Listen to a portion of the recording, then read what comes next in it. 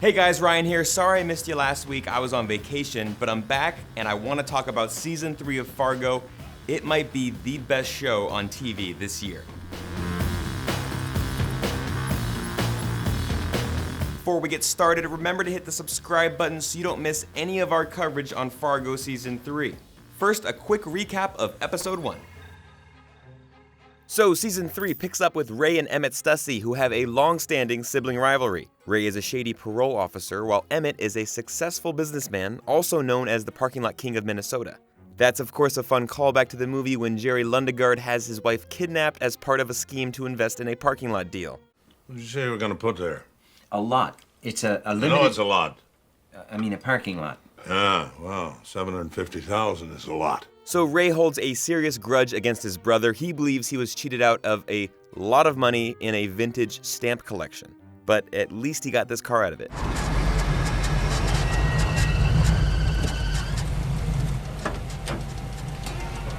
As expected, Ray believes he's owed a bunch more money, and he looks to his brother to help buy an engagement ring for his new girlfriend, Nikki. He's also her parole officer. Is it just me, or does something feel off about this relationship?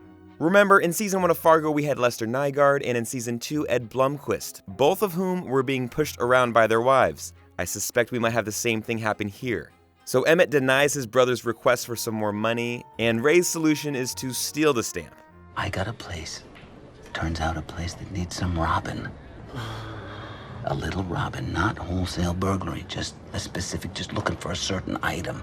Maurice unsurprisingly f***s this one up big time, starting on the drive over. Looks like the dude taught him driving lessons.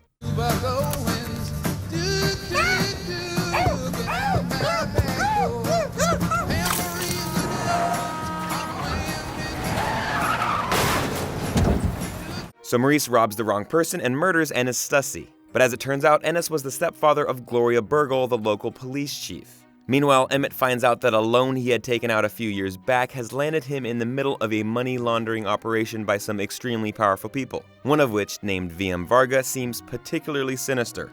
If his oral hygiene is any indication of his character, watch out. You never thought to ask why we might lend you $1 million with no collateral required. Other highlights: later on, Ray and Nikki take a bath together while on Facebook.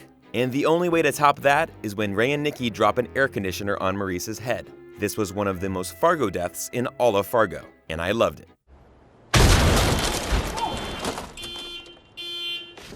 Did you see that? Oh my God! Episode 2 opens up with Gloria. She cannot sleep. She's clearly thinking about Ennis's murder. She brought home some of Ennis's belongings, including a stack of books written by Thaddeus Mobley, which she believes to be Ennis's alias or pen name. What I noticed here is he seemed to have quite the obsession with science fiction. Maybe he witnessed or was inspired by the UFO that we saw in season 2 of Fargo. That would be a fun connection. Meanwhile, VM Varga takes a more permanent residence in one of Stussy's parking lots. We don't know what's inside that trailer, but Cy is concerned. Later on, Ray goes over to Emmett's to seemingly bury the hatchet and clear his chi, but it was actually a distraction to allow Nikki time to sneak in and steal the stamp. Emmett had coincidentally moved the stamp and replaced it with the photo of a donkey. Yep, a jackass. So Nikki leaves Emmett with an extremely gross gift. In a reminder that Mr. Varga is not taking any friend requests online, Emmett's lawyer Irv is literally thrown off a parking garage by Varga's men, one of which reminded me of another Coen Brothers bad guy. Well, I don't have some way to put it. That's the way it is. This henchman's name is Yuri Gurka. That should sound familiar because Yuri Gurka was the man who the German interrogator was looking for in the season's opening scene. It's possible this henchman was the one that got away over 20 years ago while an innocent man was framed for the murder, or it's just a total coincidence. No surprise that Cy has had enough of Ray for quite some time now, and he finally acts upon it. He hands Ray the last dime he'll ever see from his brother and then drives his inconspicuously large yellow Hummer into Ray's beatdown Corvette. We end with VM Varga and his associates actually moving into the Stussy offices because they're, quote, partners. And here's the most chilling and important part from all of this. There you go, now you're seeing it, the inescapable reality. You're trapped.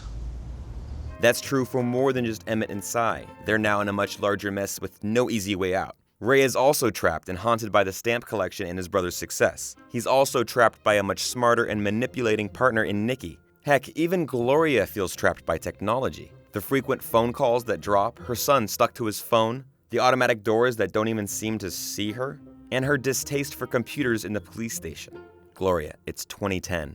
It's gonna get a lot more uncomfortable. You know what year it is, right? The future. We don't use who uses telexes anymore? So that's why no one ever writes me back. Back to an overall theme I noticed, what exactly makes a story true? That question has been asked throughout the Fargo universe, but it's especially true in Season 3. The German interrogator is looking for a certain type of truth, the Stussy brothers have their own versions of the truth. Even Maurice believed in a truth that Ennis had the stamps he was looking for. And finally, Gloria is investigating a murder of her stepfather who had a seemingly separate life as an author. Truth is sometimes fickle, especially in Fargo. Alright guys, thanks so much for watching. If you enjoyed this video, do me a favor, hit like, hit subscribe, and also hit me up in the comments. Let me know what you thought of episode 1 and 2 of Fargo Season 3. I'm enjoying it immensely, but I want to know what your thoughts are. Let me know if I missed anything. Thanks for watching.